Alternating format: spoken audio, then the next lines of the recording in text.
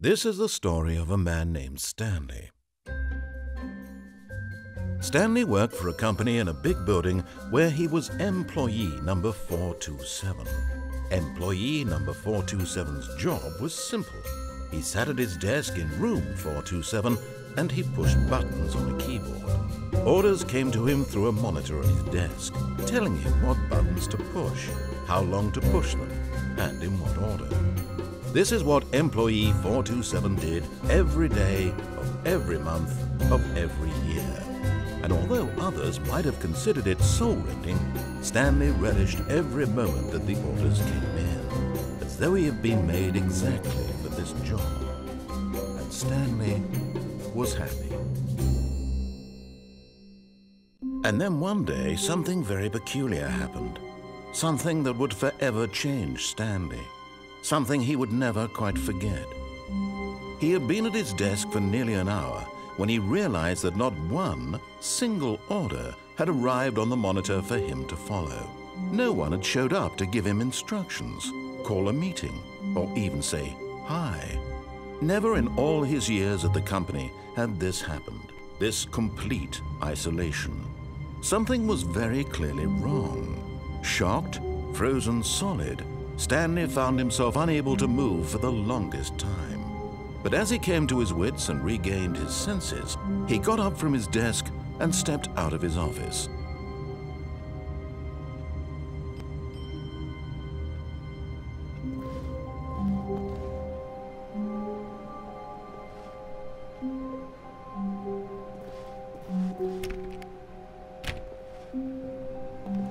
All of his co-workers were gone. What could it mean? Stanley decided to go to the meeting room. Perhaps he had simply missed a memo. No matter how hard Stanley looked, he couldn't find a trace of his co-workers.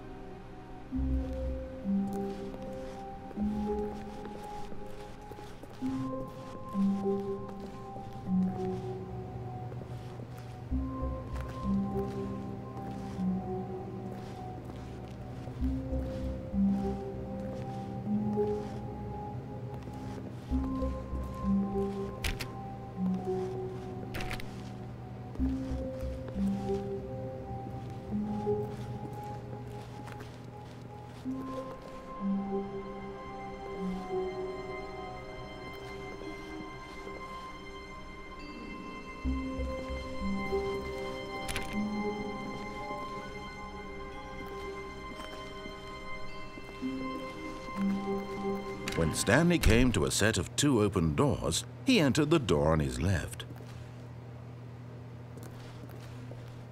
This was not the correct way to the meeting room, and Stanley knew it perfectly well.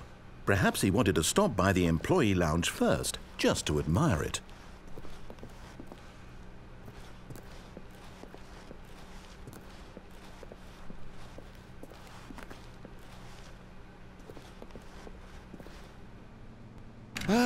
Yes, truly a room worth admiring. It had really been worth the detour after all, just to spend a few moments here in this immaculate, beautifully constructed room. Stanley simply stood here, drinking it all in.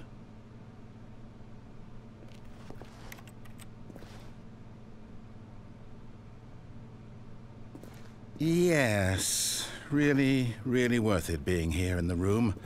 A room so utterly captivating that even though all your co-workers have mysteriously vanished, here you sit looking at these chairs and some paintings. But eager to get back to business, Stanley took the first open door on his left.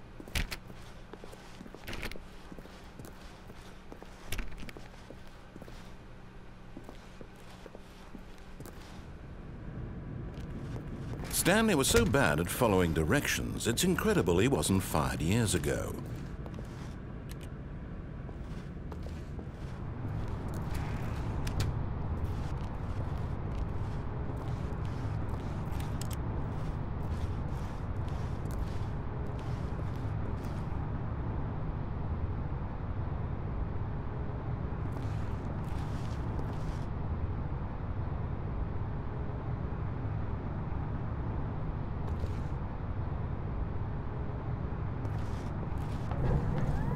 Look, Stanley, I think perhaps we've gotten off on the wrong foot here.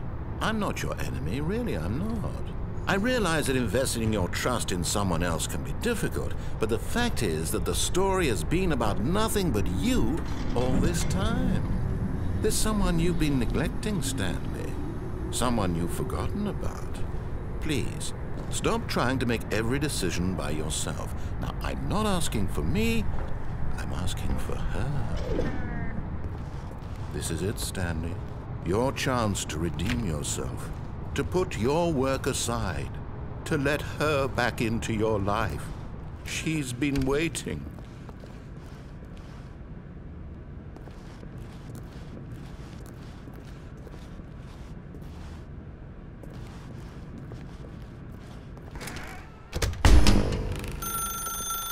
That's her, Stanley. You need to be the one to do this, to reach out to her. If you can Oh, no, you can't. Did you just unplug the phone? No, that wasn't supposed to be a choice. How did you do that? You actually chose incorrectly? I didn't even know that was possible. Let me double check. No, it's definitely here, clear as day. Stanley picks up the phone. He's taken to his apartment where he finds his wife, and the two pledge themselves to one another. Music comes in, fade to white, roll credits. Not picking up the phone is actually somehow an incorrect course of action. How is that even possible? None of these decisions were supposed to mean anything. I don't understand. How on earth are you making meaningful choices? What did you... Wait a second. Did I just see... No, that's not possible. I can't believe it. How had I not noticed it sooner? You're not Stanley. You're a real person. I can't believe I was so mistaken. This is why you've been able to make correct and incorrect choices. And to think I've been letting you run around in this game for so long. If you'd made any more wrong choices, you might have negated it entirely. It's as though you completely ignored even the most basic safety protocol for real-world decision-making. Or did you not grasp the severity of the situation? Well, I won't have that kind of risk on my watch. I'm going to stop the game for a moment so we can educate you properly on safe decision-making in the real world. Please observe this helpful instructional video. Choice. It's the best part of being a real person. But if used incorrectly, can also be the most dangerous. For example, in this scenario, a hypothetical real person named Stephen has a choice. He could spend years helping improve the quality of life for citizens of impoverished third world nations. Or he could systematically set fire to every orphan living in a 30-kilometer radius of his house. Which choice would you make? Remember that unlike here, the real world makes sense, and at no time should you make a choice that does not conform to rational logic. If you find yourself speaking with a person who does not make sense, in all likelihood, that person is not real. Allow the person to finish their thought, then provide an excuse why you cannot continue talking. Turn to a partner and practice saying, "My goodness, is it 4:30? I'm supposed to be having a back, sack, and crack."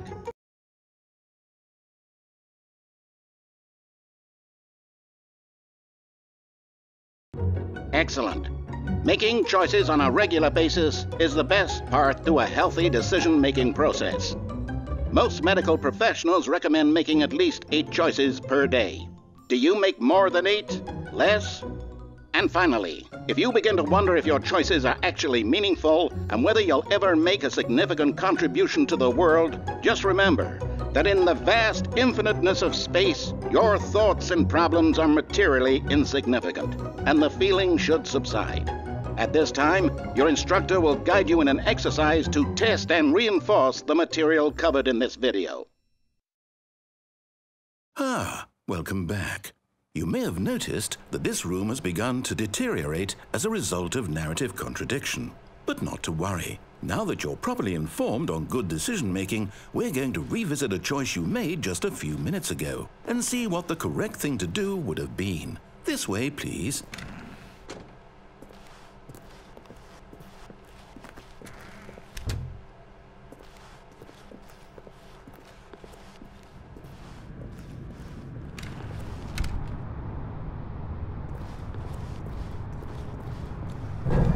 Now that we know your choices are meaningful, we can't have you jumping off the platform and dying. Imagine the main character dying senselessly halfway through the story. That story would make no sense at all. We just need to get you home as soon as possible before the narrative contradiction gets any worse.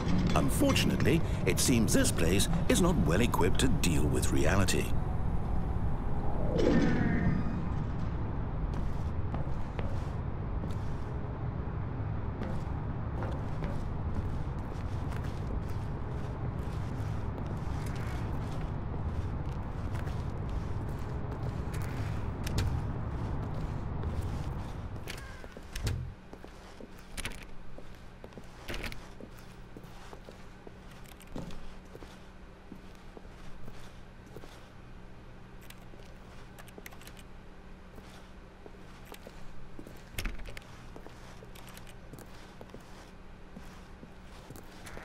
Almost there. You'll take the door on the left, back to the correct ending, the story will have resolution once again, and you'll be home free in the real world. Now remember, all you need to do is behave exactly as Stanley would. That means choosing responsibly and always putting the story first. I'm quite sure you'll be up to the task. Just follow my lead and you'll be fine. All right.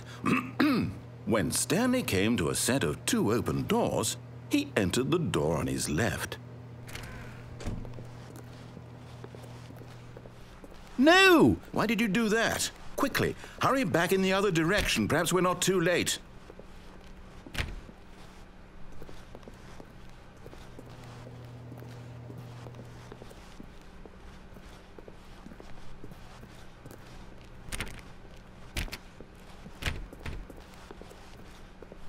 Oh, it's ruined. I can't believe, after everything we talked about, that my story, you've destroyed my work. Why? For what? What did you get out of that? What did you think was so special about seeing the game undone, left here like so much garbage? It's worthless now. And what am I supposed to do? Even if there were a way to continue, would it be worth it? To know that my story is now incorrect? How can I go back to that? I can't erase that knowledge. I'll have to live with it forever, reliving its impossibility forever. I couldn't live that way. Is it better to shut the game down entirely? To willingly destroy all of my work? I don't know. What's the answer? What do I do? What do I do? What do I... No, I have to. I have to shut the game down. I have to. I have to.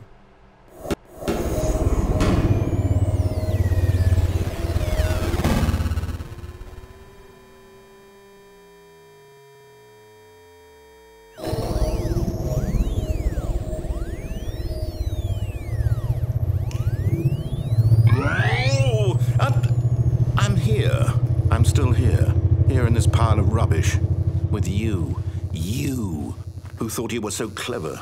Now look where we are. My entire game is destroyed. It was the only thing in the world that was mine, and you've run it into the ground. What, did you think that would be funny? You just had to see? Didn't I impress upon you how important it was to be like Stanley? He actually knows how to do what I tell him to. He understands that if I say to do something, there's a damn good reason for it. That thought hadn't even occurred to you, had it? That there's a world outside of you? You're a child. Oh, my story. If you'd just gone through the door on the left, you would have seen it. There was a whole underground facility. You would have destroyed it and been victorious. It would have been so perfect. I worked so hard on it. I tried so hard. Behave exactly as Stanley would.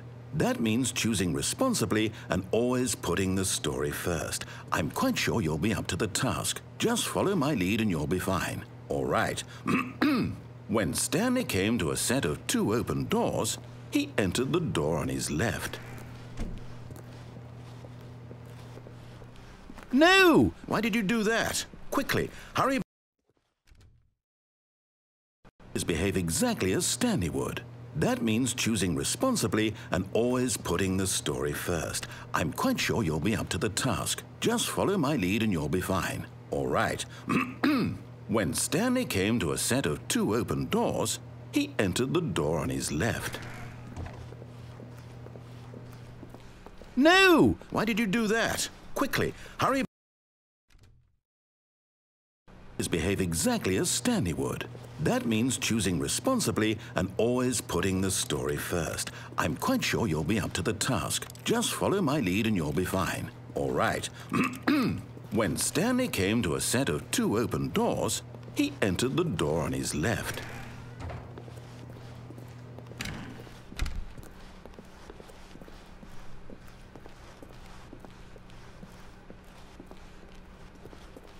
Yet there was not a single person here either. Feeling a wave of disbelief, Stanley decided to go up to his boss's office, hoping he might find an answer there.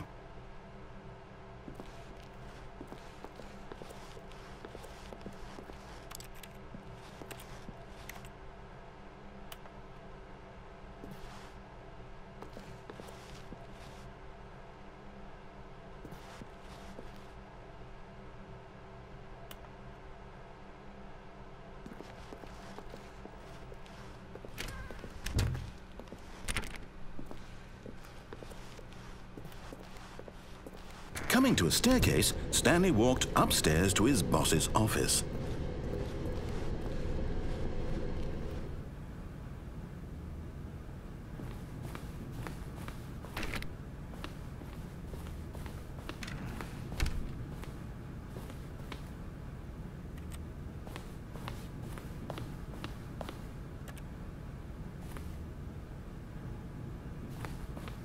Stepping inside his manager's office, Stanley was once again stunned to discover not an indication of any human life. Shocked, unraveled, Stanley wondered in disbelief who orchestrated this, until he saw the door with a voice receiver next to it. Surely behind this door lay all the answers to his questions. And beyond all probability, he knew the passcode. He had seen it on his boss's computer just last week. Nightshark 115. Was this the code to open the door? Would it still work? There was only one way to find out. Stanley had been trained never to speak up, but now he would draw from within himself the courage to face the unknown. He drew a sharp breath and then spoke the code.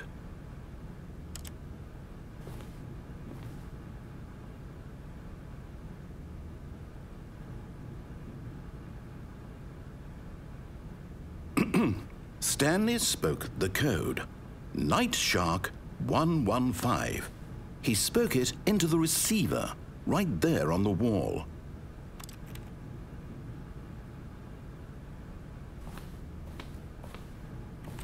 I'm sorry, is there a problem? You didn't mishear me, did you? Please speak the code into the receiver. Otherwise, we can't get on with the story. This is a crucial step.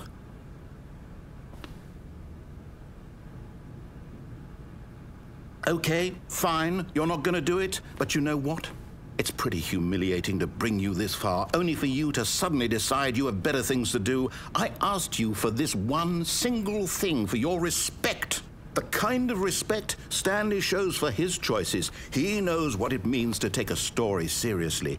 If you didn't want to see what I had to show you, then why did you come here? You had a choice, you know. You could have gone through the door on the right. You could have done whatever the hell you wanted over there. Why did you come this way? Speak. Say something to me. Explain yourself, you coward. When Stanley came to a set of 2 open doors, he entered the door on his left. Stanley? Hello? Are you... Is everything okay? Stanley, please. I need you to make a choice. I need you to walk through the door. Are you listening to me? Can you hear me? Is everything all right? Stanley, this is important. The story needs you. It needs you to make a decision. It cannot exist without you. Do you understand me? Whatever choice you make is just fine. They're both correct. You cannot be wrong here. We can work together. I'll accept whatever you do. I simply need you to take that step forward, please. Choose. Do something. Anything. This is more important than you can ever know. I need this. The story needs it. So, you hear me? Are you there? Are you listening to this? Stanley, are you there? Okay. It's okay, I can wait. You need time to decide. Time to make sure your choice is correct. That is the best choice. That's all right. I'll wait for you to decide what's the right thing to do. Take as much time as you need.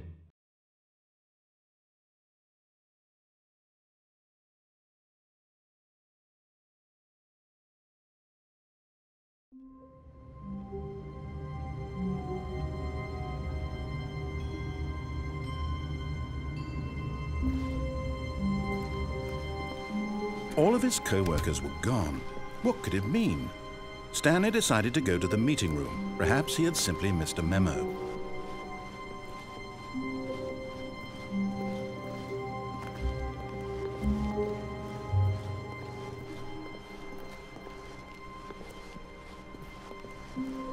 When Stanley came to a set of 2 open doors, he entered the door on his left.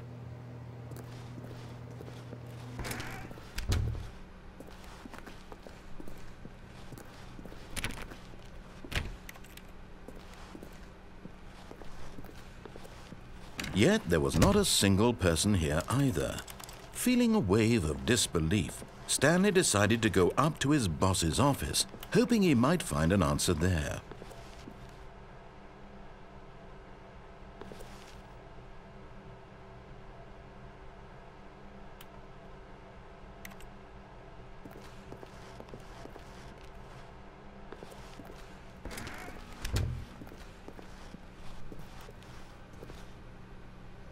Coming to a staircase, Stanley walked upstairs to his boss's office.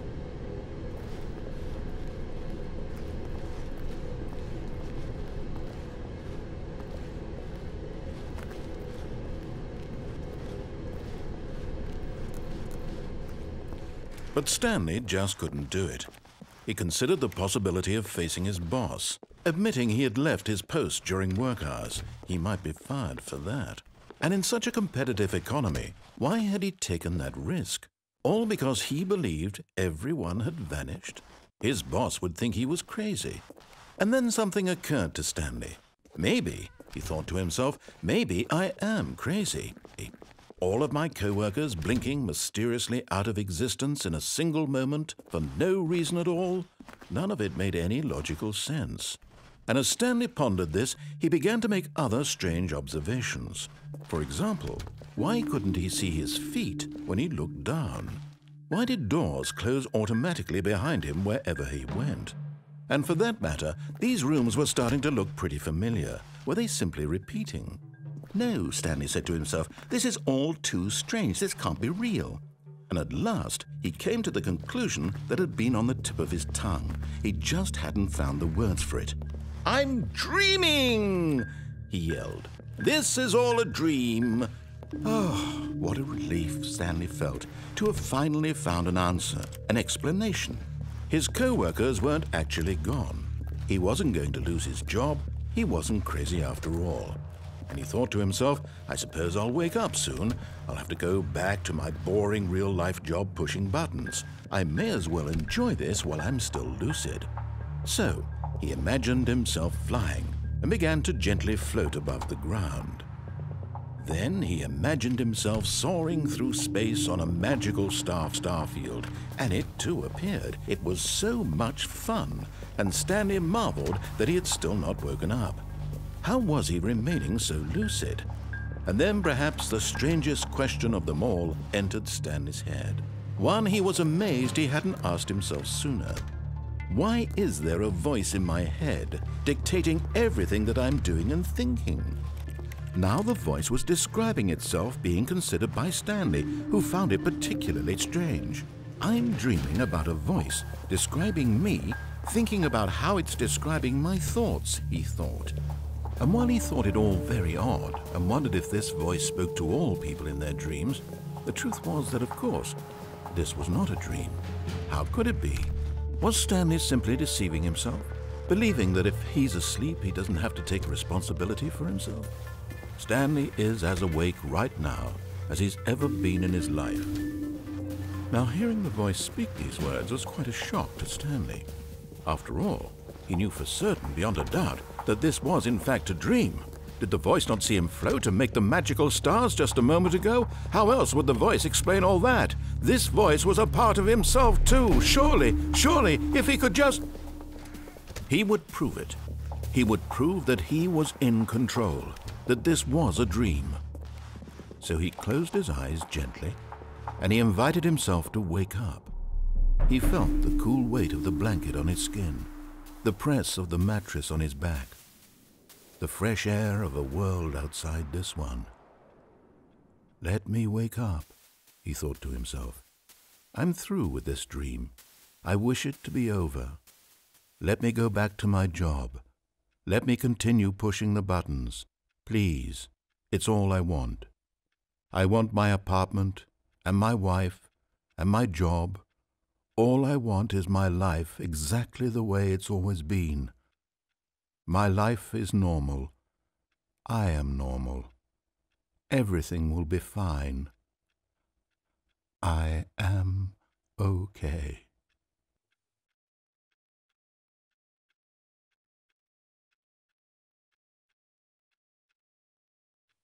Stanley began screaming. Please, someone, wake me up. My name is Stanley. I have a boss. I have an office. I am real. Please, just someone tell me I am real. I must be real. I must be. Can anyone hear my voice? Who am I? Who am I? And everything went black.